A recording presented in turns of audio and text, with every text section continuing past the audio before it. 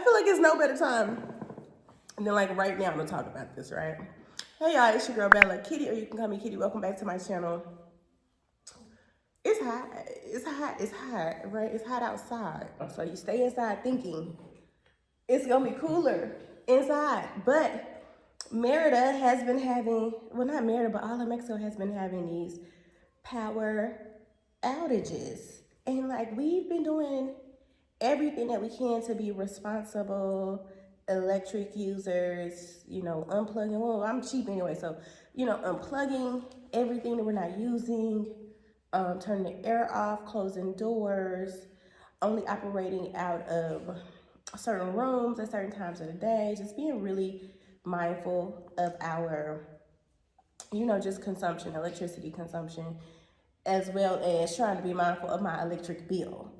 So to see that there's so many power outages, right? It's been 2 years. This is my third summer. And summer 2022, 2023, 24. This is my third summer. And I've never had this issue. We've never had this issue. And I've documented like my power outages before on the channel and things that we do, but it's not a Merida issue, it's a CFE issue. CFE is not able to service all of the clients at a sustainable rate with the increased heat. So the heat is overloading the circuits, the transformers, which is causing them to be inactive. I do wonder if we are going to see a bill incur, like our bill is going to increase because of this. Like, I wonder if we're going to have to absorb the responsibility for that. Some people say, oh, it's because so many foreigners move here, so many Americans move here.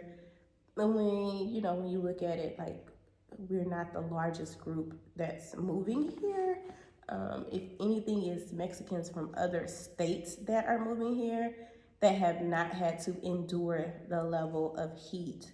So Mexico City and Veracruz, God, I have to look for that little thing. I saw it on Facebook where they were showing like the largest migratory pattern in Mexico, right? People in general going south and east. So, it's not, it's not just us, right? But we do play a part in it because we're not accustomed to the heat. We probably consume more electricity.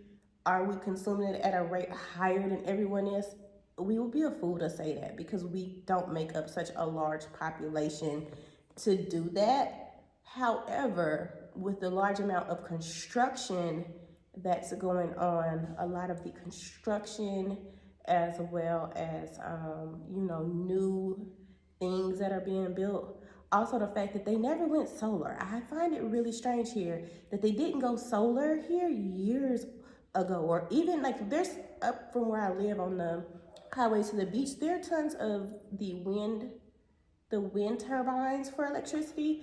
I kind of feel like we should see more of those. Like, I feel like they should be everywhere, not just the few that I've seen. Now, again, I haven't really traveled by a car, and when I'm on the bus, I go to sleep. So there probably are more, but on this little stretch between Concao and Chichalu Puerto, that's the only area I see the wind turbines, that I have seen the wind turbines. Now, I'm pretty sure there are more. Somebody in the comments is definitely going to tell me that there's more, right? The comments always got something to say about, the comments know everything, which is great because sometimes I learn things from it and sometimes it's like, thank you for your contribution. So yeah, in general, I think that we are all gathering that the power outages are far more excessive than they ever been. Also, the heat is higher than it's ever been. So like, what are we doing about it, right? Because some people are like, oh, I'm not gonna move there because, the electricity is going out, it's unstable electricity, da da da da. I get that.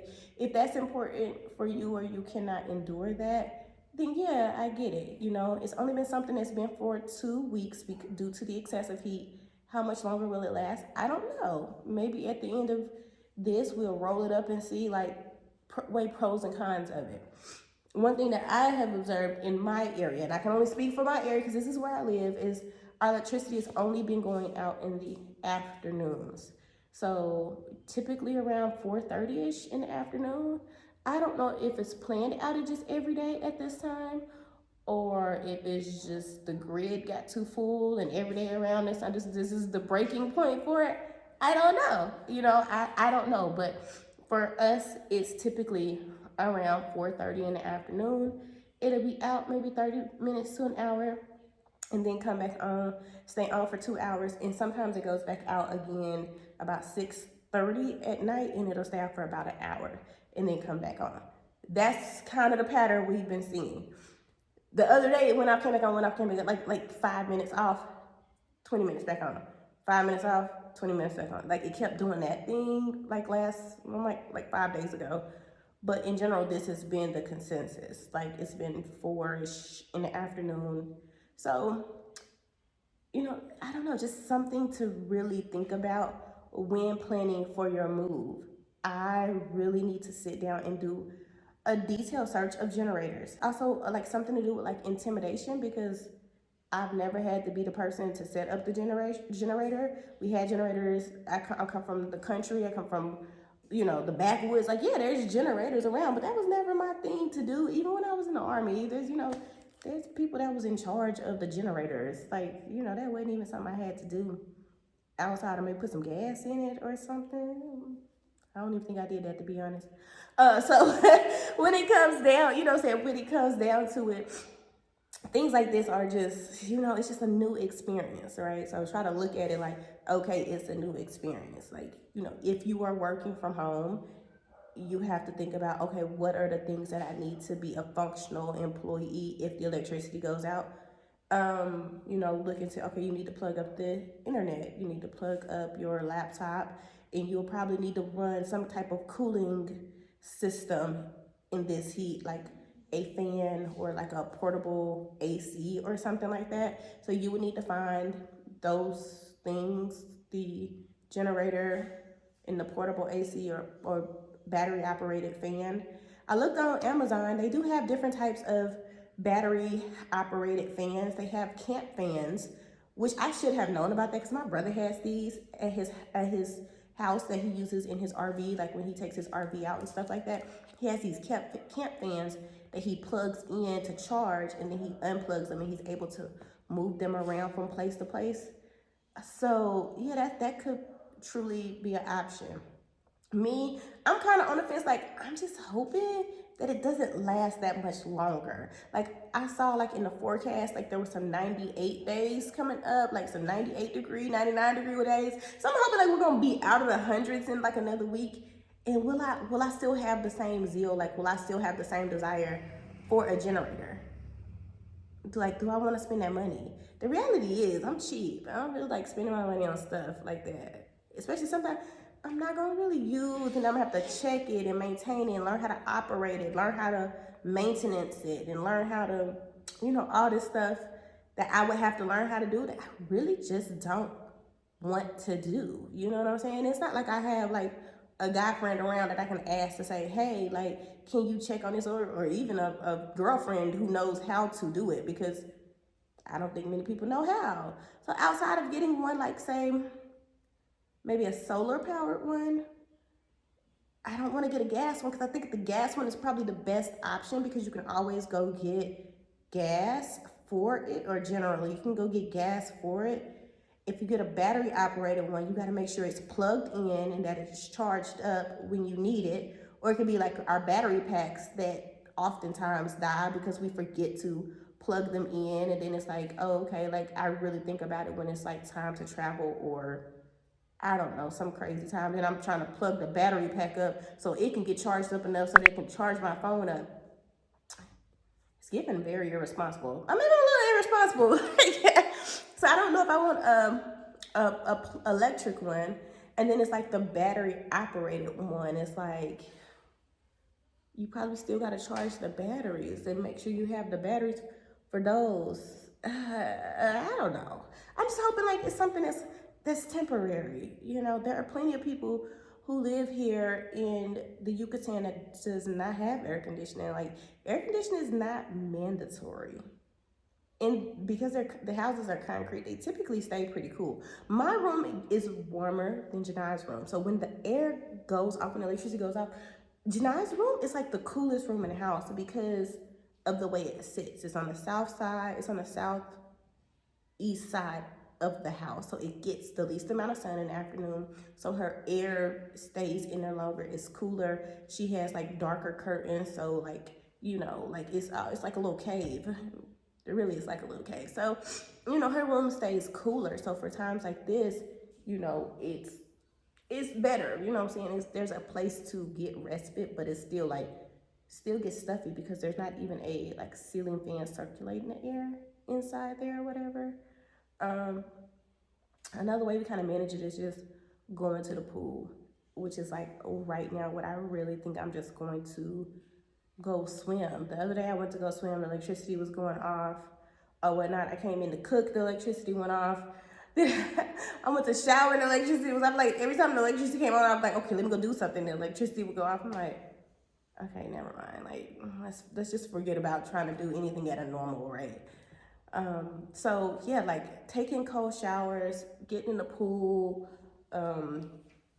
fruit, we're burning through fruit. Like I had to pick up more. Like we're drinking a lot of fruit. We typically drink our water at room temperature, but because we have been experiencing these outages, we have started putting water in the refrigerator. Now some people are like, oh, that's crazy. Room temperature water is supposed to be better for you. Don't get me. If you like yours room temperature, like your room temperature. If you like yours cold, you like it cold. How you like your water, that is your business. But we typically drink ours room temperature. But because of the power outages, we have been keeping cold water in the refrigerator so that we have something to like cool our bodies down when we get hot or whatnot. I don't know. I don't really know what else to say about it. You know, just keep your eye on the news. Follow some of the news, Yucatan news sites and things like that. Be wary of Facebook groups posts because some people are just like, oh, I'm moving because of the heat. And it's like, baby, you knew it was hot here when you came. Did you not know it was hot? Like, at one point, did somebody say it's not hot here?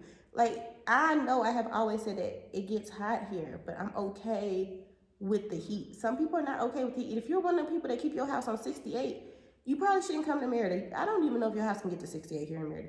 Like, you probably should not come to Merida, at least not between April and July. Like, that should be not your time to visit Merida. And if you want to move here, maybe between April and July, you visit somewhere else or something like that. Because if you like the cold weather, Merida is gonna be really hard for you. I mean, you know, it's in the 90s all the way up until November. Like, what do you want? What do you want from Merida? Like, you know, I really don't think anyone on YouTube has lied and said, oh, it was 72 in June or May. I don't think anybody's ever told that story. And you know, YouTubers can tell a good fib, honey. They can tell a good fib and try and make it and sell it like, this was the best decision I've ever made in my life.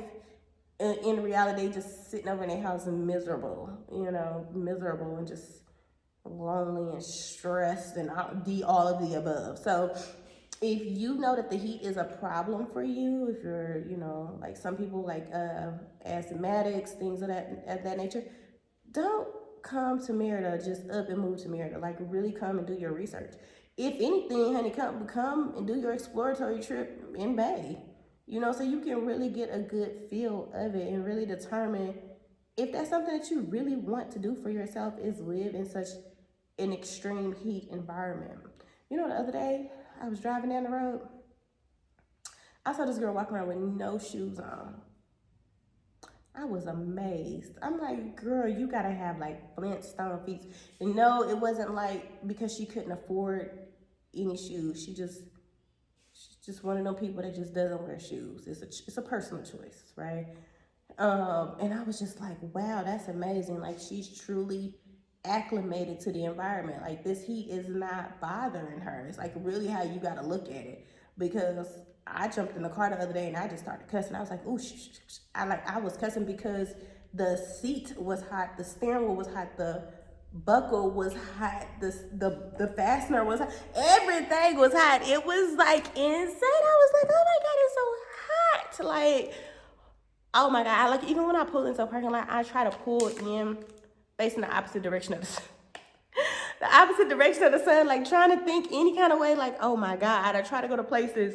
I've been to Walmart more lately than ever because of the simple fact that they have underground they have underground parking there. And I'm like, child, if you listen, if I can pull in somewhere and park, that's what I'm gonna do because it's just too hot. It's too hot to park and leave the car out in the sun, even if it's like under a shade tree or something. Like there has got to be something that metal just heats up. I mean, even like cracking the, leave that little crack in the window so the heat can escape or whatever. It doesn't matter. I'm telling you, it's so hot. But the power outages are really a thing, and because it's so many places, my Spanish teacher was saying she had to go pick her daughter up from school because the school didn't even have electricity and things like that. It's just like it's impacting everybody everywhere. When it first started, I thought it was like, wow, it's because I live out in the middle of nowhere. But then as we start gathering more information, we realize no, this is affecting everybody. And honestly, ours has not even been that bad in comparison to other people. Some people have said they've had experienced outage up to like 24 hours. And like some people said they had to like throw everything away in their refrigerator. I'm like, oh my God, like you can be grateful for something like we haven't been without power longer than 2 hours. So very grateful for that, but still at the same time, it's like collecting data. You really got to collect data. There's also one area, I'm not gonna put the area out there, but another student in my Spanish class, she said she has not lost power at all. She has not had one day without power, and she's not solar. And I was like, what? The other thing is that I have learned about solar in this experience. I'm thinking, all the people with solar, they're just living better than the rest of us. But you can have solar and have a cheaper electric bill, but that does not guarantee that the owner of the house bought the solar battery to charge. So when the electricity is out, you still have electricity in your home. So if the owner does not purchase that battery, child, this is news to me. Okay, I'm learning when you're learning. This is news to me that the solar houses have to have a battery that powers the house. Solar houses when the electricity goes out, or they don't have electricity either. Never knew that. Was about 3 days. I'm about 3 days old finding that out. I did not know. I was like, oh wow, because my homegirl was like, oh, I'm not ready to deal with these power outages. And I'm like, you got solar, like your problem is not our problem. She was like, no, we don't have the battery. And I'm like, child, I really got to look up how much the battery costs. Somebody said it costs 10K. I don't know if that's peso. I know they said 10K USD. So I don't know how true that is. I don't know if that determines, like, if you buy a 10K battery, do you get like 72 hours, or does a 10K battery get you a week, or is a 10K battery only gonna get you 12 hours? I don't know. Or does the battery recharge with solar? I don't know. So these are all other things you have to look into. Like a solar house is gonna give you a cheaper bill, but it's not gonna give you electricity when the CFE cuts the power unless you have this solar battery thing. So, learning a lot here. Like I said, learning a lot here. Being flexible. It's hot. Really focus on finding a space in the house that is away from the sun, that's cool. Lower levels of the houses are perfect for this because the heat rises, so the upper levels are typically hotter. Try to, hydrate yourself in advance. Eat fruits. Keep, shelf stable foods around. And, if you got a pool, get in a pool. Or, go out and see if there are any malls or shopping centers open that you can go and hang out at for a while. I guess you would just have to know whenever the electricity came back on, like if you can return home. And you just gotta stay tough. Just gotta stay tough right now. If you are in Merida, we are all going through it at the same time. My dog is probably the person that's going through it the worst. He is so pampered. He hates the heat. And he is just done with it. I'm annoyed. I'm annoyed with it when I was ready to go to bed that one day and the air was out. But in general, it doesn't really bother me. I think my child might be over it. She said, I think we moved to the wrong house. We picked the wrong house. We never had this at our other house. It's like, no, but everybody's having the same problem right now. So it's not just this house. It's a everybody problem. But I was like, girl. But yeah, like, yeah, this is definitely new. It's new for everybody. Stay in there, stay tough. I just kind of wanted to make this video to update you all on what's going on, because I know a lot of people have seen things, different Facebook groups and WhatsApp comments and things like that. Before it used to be like, oh, power out in this area. Now people don't even share anymore. Nobody even cares anymore because everybody's electricity is going out. It's really bad right now. Okay. Thank you all for watching. Please, please, please like, comment, subscribe, and share. Until next time, bye.